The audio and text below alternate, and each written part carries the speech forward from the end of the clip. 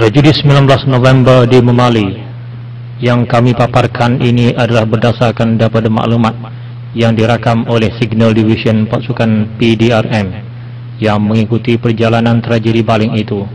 Status maklumat rahsia. Tarikh 18 November 1985, jam 7.35 malam.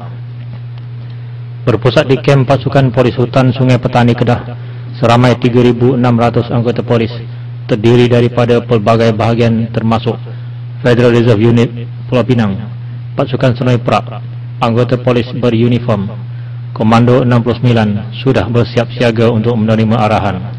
Kumpulan ini diletakkan di bawah arahan seorang pegawai tinggi ibu pejabat di Bukit Aman dan dibantu oleh beberapa pegawai daripada Bukit Aman, pegawai polis Kedah, Perlis dan Pulau Pinang. Jam 7.45 malam, pegawai tinggi yang memerintah daripada Bukit Aman telah mengeluarkan arahan bahawa kumpulan yang bersiap siaga itu akan menyerang hendak satu kem komunis dalam daerah Baling yang berdekatan dengan sempadan Thailand. Jam 8.05 malam, berlaku satu keributan di bilik operasi Sungai Petani di antara pegawai berkuasa pasukan polis hutan Sungai Petani dengan pegawai tinggi daripada Bukit Aman. Kekalutan ini berasaskan arahan palsu yang telah dikeluarkan. Arahan menyerang dan membunuh penghuni kem komunis itu sebenarnya disasarkan ke arah Ustaz Ibrahim Mahmud, pengikut-pengikutnya dan sesiapa juga yang hadir di madrasah yang dibina oleh orang kampung di situ.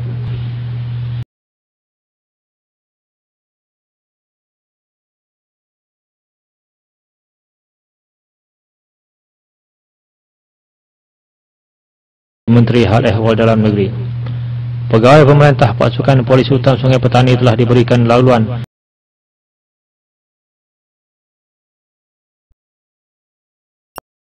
betapa Ibrahim Mahmud adalah seorang ulama yang disegani dan telah banyak berjasa dalam usaha menaikkan taraf hidup masyarakat Memali.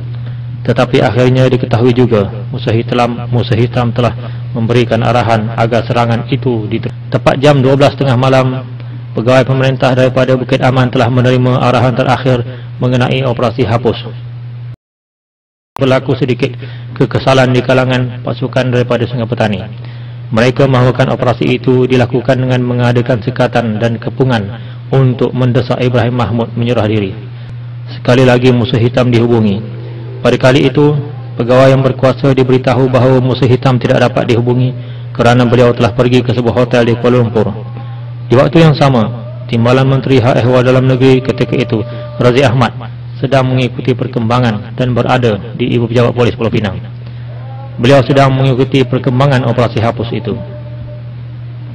Tidak berapa lama kemudiannya, musuh hitam telah menghubungi pihak polis dengan suara yang seolah-olah marah dan rasa terganggu. Musuh tidak banyak bercakap, cuma mengeluarkan perintah untuk melakukan operasi penghapusan, walaupun ia bermakna menyerang seluruh negeri Kedah.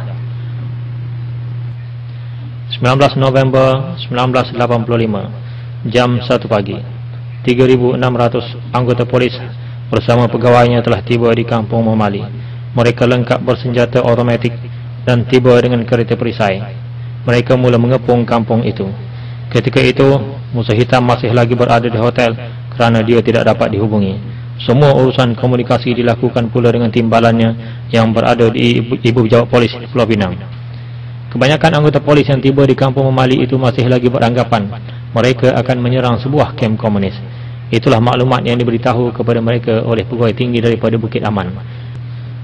Jam 8.15 pagi 19 November, setelah mendapat kelulusan Timbalan Menteri Hak Ehwal Dalam Negeri, pegawai pemerintah operasi telah memberi arahan agar dua kereta perisai mula menyerang rumah Ibrahim Mahmud. Hanya Allahu Akbar yang mampu mereka ucapkan sehinggalah nyawa hilang dari badan. Ramai yang mati sedangkan ada juga bilangannya yang cedera teruk sahaja. Beberapa orang anggota komando telah menyerang Ustaz Ibrahim. Beliau telah melawan mereka dan membunuh salah seorang yang menyerangnya. Tetapi beliau terkorban akhirnya. Ibrahim gugur dengan genggaman tangannya yang berkepal ke atas, sedangkan mulutnya masih lagi melaungkan Allahu Akbar. Seorang pegawai polis meluru ke arah Ustaz Ibrahim yang sedang rebah lalu memangku tubuhnya ke atas ribaannya. Setelah itu baru datang isteri Ustaz Ibrahim. Ketika itu kedengaran suara Ustaz Ibrahim berkata, "Alhamdulillah kerana telah mengorbankan kami ke jalan mati syahid." Jam 12.13 tengah hari, serangan pihak polis ditamatkan. Mereka yang ditangkap telah disungkup dengan karung guni. Beberapa anggota Komando 69 telah dilihat menendang badan yang terbujur itu untuk menentukan mereka sudah mati. Ada pula yang terus menembak mereka lagi sambil berkata, "Pergi jahanam dengan Islam."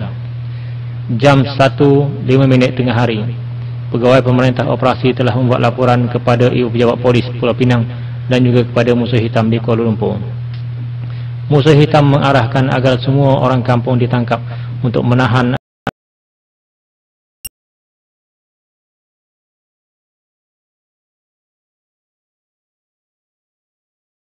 dua helikopter polis. Mereka yang cedera dan mati dihantar ke hospital di Sungai Petani dan Alostar.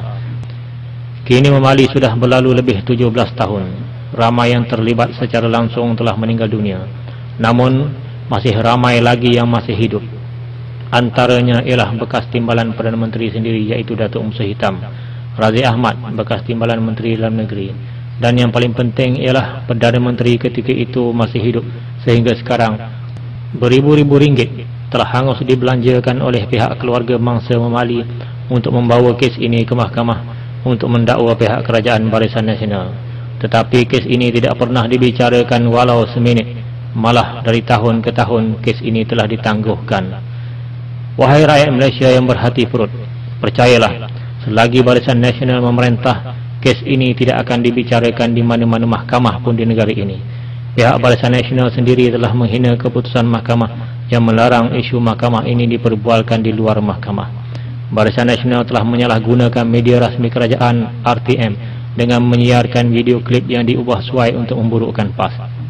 Tindakan Barisan Nasional sangat menyakitkan hati ahli keluarga mangsa memali dan seluruh rakyat negara ini.